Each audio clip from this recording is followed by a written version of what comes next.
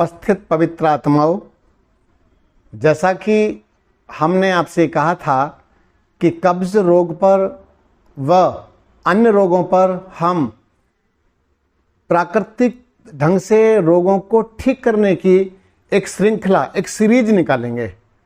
हमने पहली सीरीज तैयार की थी, आप सभी ने उसको बहुत पसंद किया, आपका बहुत बहुत धन्यवाद।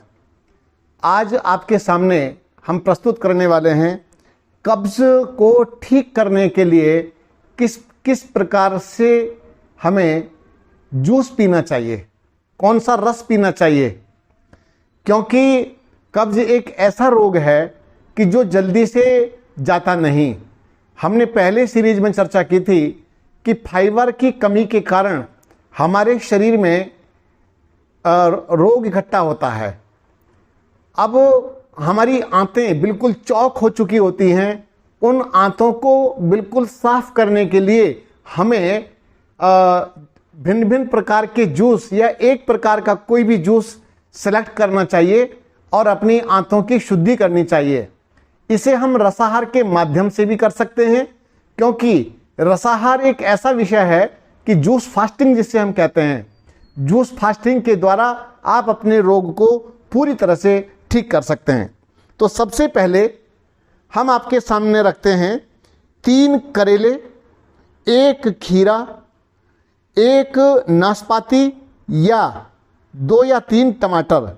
यदि नाशपाती का मौसम नहीं है तो आप 2 या 3 टमाटर ले लीजिए और इनका आप रस निकाल लीजिए। यदि आप इनका जूस निकाल करके पीते हैं तो प्रातःकाल खाली पेट आप इस रस को पिएं। लगभग 1 गिलास आपको पीना चाहिए और जब आप 1 गिलास जूस पिएंगे तो आपकी आंतों में यह झाड़ू मारने का काम करेगा।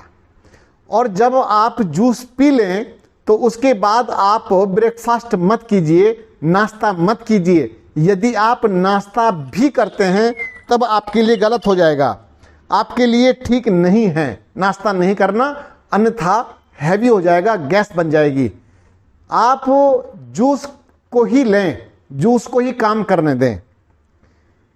अब आप पूछेंगे क्या हम इसे शाम को भी ले सकते हैं? अब मैं आपको ये कहता हूं कि यदि आपका वजन बहुत बढ़ा हुआ है, वजन भी है, तो वजन को कम करने की दृष्टि से आप एक बार 4 बजे के लगभग फिर ले लीजिए, कोई आपत्ति नहीं। आप इस बीच में मैं कहूंगा कि आप या तो सब्जियां खा करके रहें, फल खा करके रहें, हल्की डाइट लेकर के रहें, ताकि आपकी आंतों में झाड़ू लग सके, आपकी आंतें सहजता से साफ हो सकें।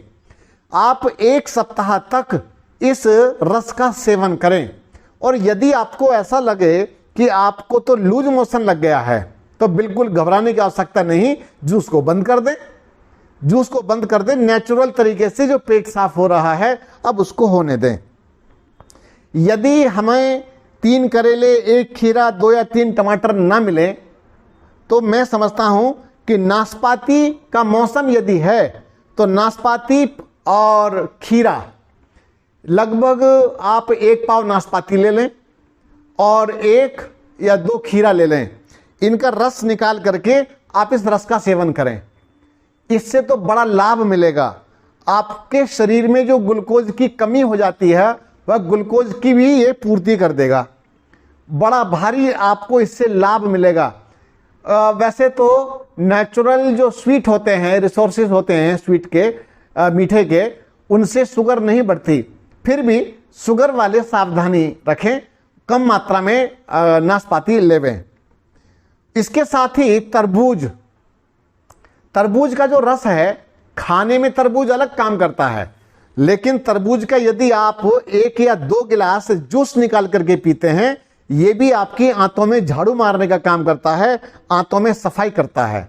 तो मैं समझता हूं कि आंतों की सफाई के लिए तरबूज का रस भी बड़ा अनिवार्य है और लाल रक्त कणिकाएं उसकी आपकी रक्त में वृद्धि करेंगी और लाल रक्त कणिकाओं को, कोशिकाओं को बढ़ाने का यह काम करेगा, रेड सेल्स को बढ़ाने का काम करेगा। और इसके साथ ही तरबूज का रस ग्लूकोज की भी पूर्ति करेगा। बहुत अच्छा है। आप कब्ज की अवस्था में इस जूस का सेवन कर सकते हैं। अगली बात है कि जैसे आलू बुखारा का मौसम आता है, आलू बुखारा भी कमाल का है। इसको तो अगर वैसे ही खाएं, लेकिन खाना है पका पका, एकदम जो ये ब्राउन कलर का हो जाता है ना पक करके, डार्क रेड, तो वो लेना चाहिए। तो उससे क्या होता है, ये भी पेट को साफ करता है। अगर आप इसको मसल करके आधा किलो या पौन किलो ले करके आप उसको मसल दें, उसके बीज और छिलके निकाल दें और उसको आप पी जाएं गिलास में भर के, ओफो क्या बढ़िया पेट की सफाई करेगा। तो ये सब आपकी आंतों की सुरक्षा के लिए, आपकी आंतों की शुद्धि के लिए प्रयोग बताए जा रहे हैं। संतरा या मौसम्बी, देखो संतरा का रस भी आप निकाल करके पी सकते हैं, लेकिन मैं यहां पर एक बात कहूंगा कि संतरा का फाइबर आपके शरीर में जाना चाहिए, मैं मानता हूं, लेकिन कभी कभी हमें पानी की आवश्यकता पड़ती है, तो हम पानी से धुलाई करते हैं, रस से हम अपनी आंतों को लाभ देने का काम करेंगे। प्रातः काल में आप 1 या 2 गिलास संतरा या मौसम्बी का जूस निकाल करके पी सकते हैं। वैसे संतरा को खाना चाहिए और मौसम्बी को चूसना चाहिए। फिर भी आप यदि जूस पीना चाहते हैं तो जूस पीने में कोई आपत्ति नहीं है। और मैं तो ये कहता हूं, प्रातः काल में यदा कदा आप रस पीते रहें, सूप पीते रहें, जूस पीते रहें। इससे तो आपके चेहरे पर वैसे ही बढ़िया आनंद बरसेगा, अच्छा लगेगा देखने से।